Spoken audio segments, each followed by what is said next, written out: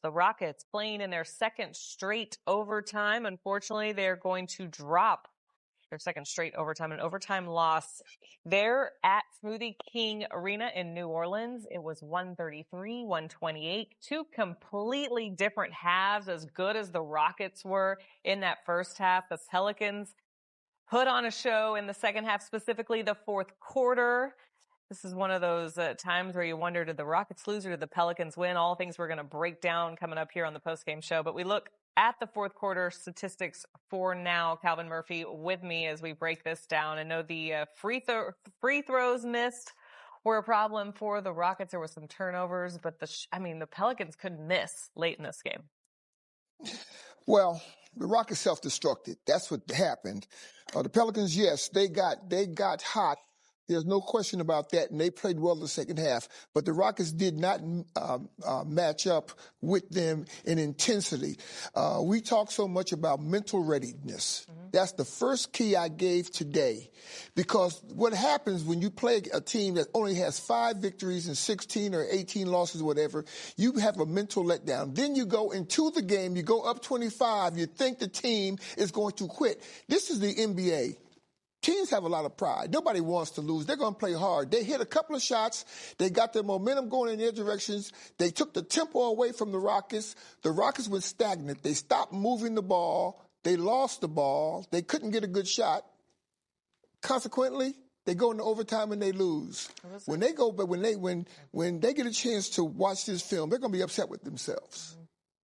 Because there's no way that the Rockets should have lost this game regardless of how hot the Pelicans got. If they had just maintained their composure, moved the ball, get the ball in the hands of the right people. Kevin Durant did not get a shot. Out of the last 6 possessions, he got 1 shot. Yeah, we'll take a look at the fourth quarter in a second, but before we move on, you're talking about momentum.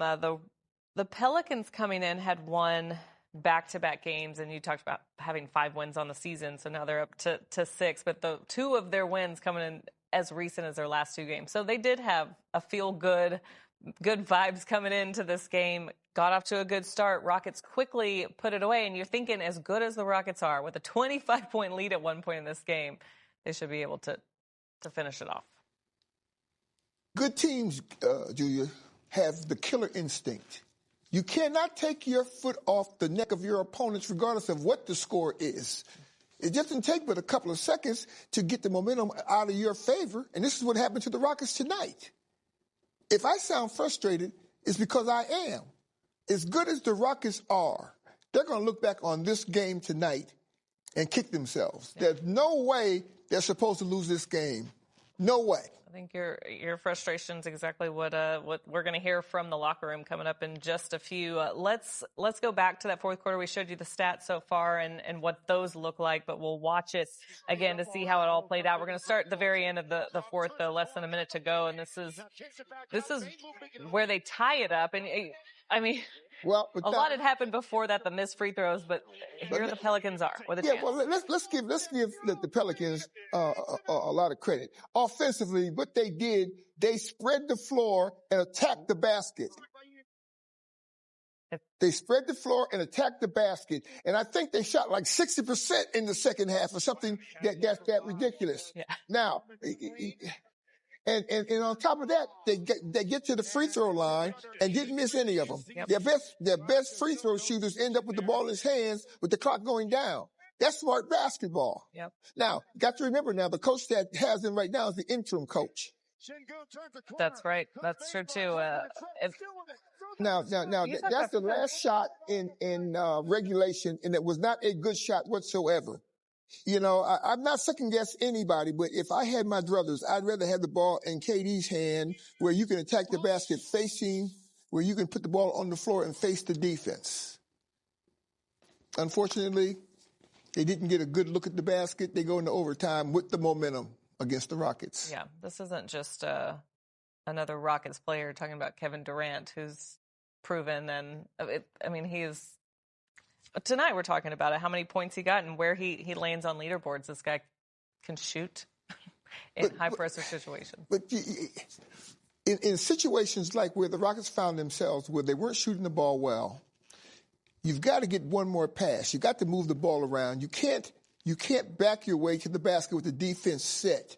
Ball movement, get the ball into your shooter's hands. Get a good look. If it doesn't go in, it doesn't go in. But you've got to get a good look at that last shot. Like I said, the last 6 possessions, the Rockets got one basket out of the last 6 possessions.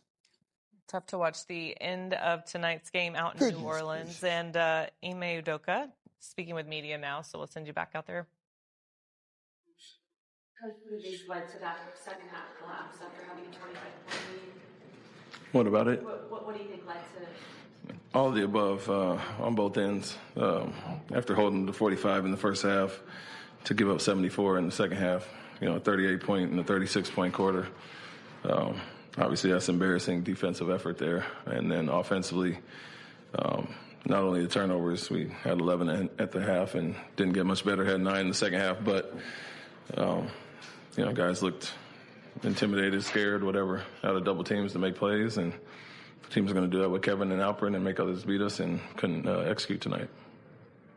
Did you think that they were purposely using some of those wings that they have to counter your double big lineup to get them on there and get to the rim and things like that?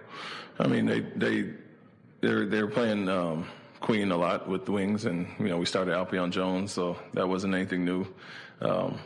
They went to a smaller lineup, and still it wasn't just like the bigs that were getting attacked. It was everybody. Like Bey went through our guards and wings consistently, so it wasn't much of that. But we didn't guard overall in general. Any other questions?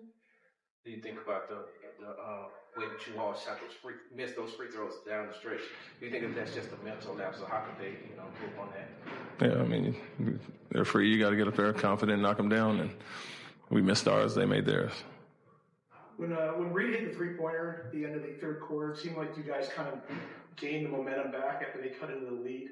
Where did things go wrong? No, we gave it up in the third quarter, giving up a 38-point quarter. After holding them to 45 in the first half, they basically got that back in one quarter. And so the fact that we hit that shot, it got the lead back up, but we were just trading baskets at that point, didn't defend at all in the second half, and gave them confidence and let them be aggressive. So even though we hit the shot, we already had played poor in that third quarter. What are some of the ways that you think that you can get Kevin open when they start to face guard and double team him like that, especially late in the game? Yeah, you got to get them off ball and get some movement. It's a little too stagnant of standing, and they're going to deny him. And they were sending hits either way. If we got an isolation on them, they were throwing a man at him, regardless of pick and roll. So, as I always say, teams should be scared to do that with the personnel we have behind it. And tonight, whether it was Jabari, Alperen, Steven, or Amin, they, like I said, looked a little frightened in attacking. Was the ball handling probably the worst you've seen since the Dallas game up there? I mean, we've turned it over at a high level quite a few games, so that's a bad trend to have. Thank you. Our people's 11 for 26. All right, taking a break here on Rockets postgame. When we come back, we have more to get to. We'll hear from more Rockets players in the locker room when we get back.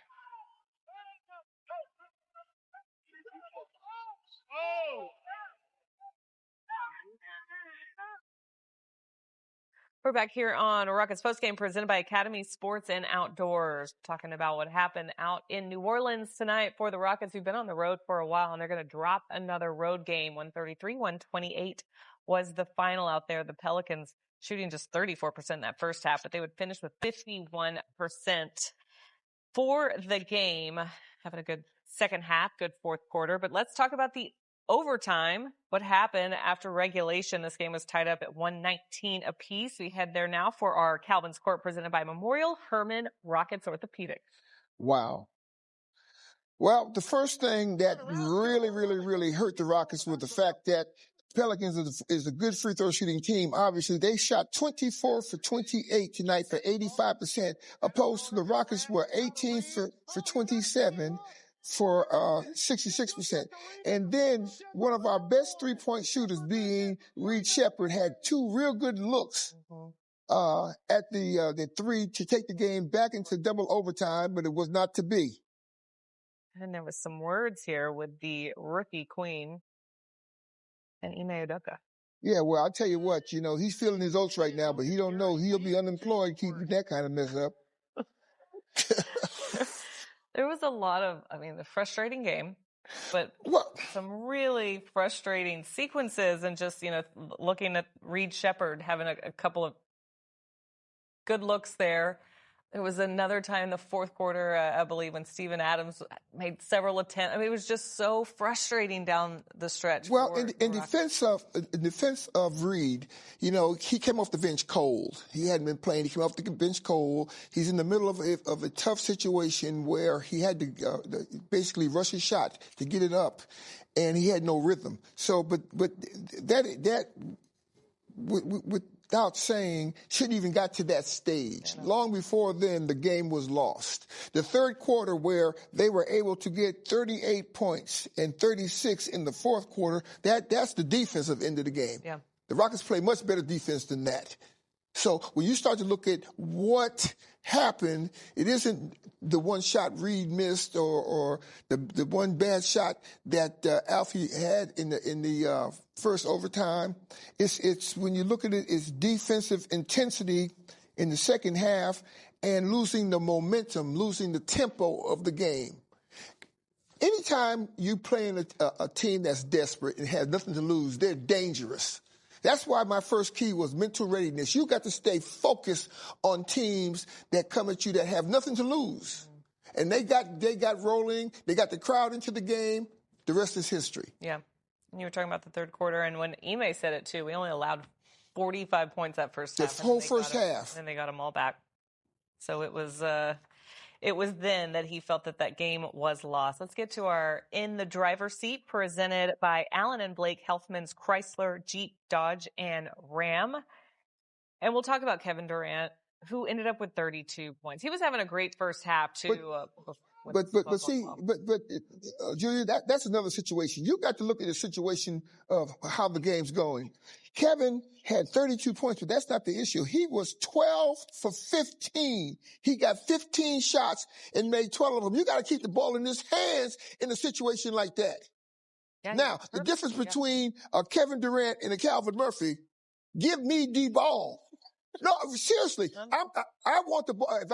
If I'm having that kind of a game, I want to be aggressive. Put the ball in my hand as much as possible. Let's spread the floor, get the ball moving around, and when it comes down for the shot to be taken, it should be in the hands of someone that is taking 15 shots and making 12 of them. He was forgotten going down that stretch. No, he was perfect that first half, 7 for 7, and yeah. It's also, what you talked so highly, you talked about him in the pregame so highly about him too, and just how he isn't the ball hog, and he's, but what you're saying is from a different perspective. This is a guy who needed the ball, given on what he was doing in this. Absolutely, and that's what he does. That's what he's been doing his whole career. Going down the stretch under 5 minutes. You spread the floor. You move the ball around. I always talk about one more pass, and you get the ball in his hands in the area where he shoots his best shots, and let him go for there. But you can't have him, Julia, play. He played 42 minutes in total and only get 15 shots and only missed 3 of them.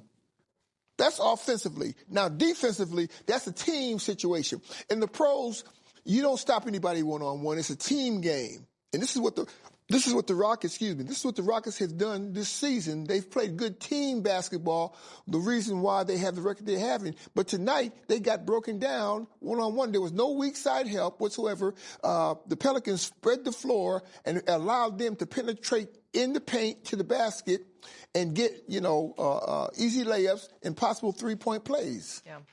Just uncharacteristic for these Rockets. Uncharacteristic. In this second half, not something we've seen this season, and even more frustrating, think about their opponent and how we felt about it going into it. But tough loss in New Orleans tonight. We're going to take another break here on Rockets Post Game. Hopefully hear more reaction on this one and talk about what's coming up next for the Rockets.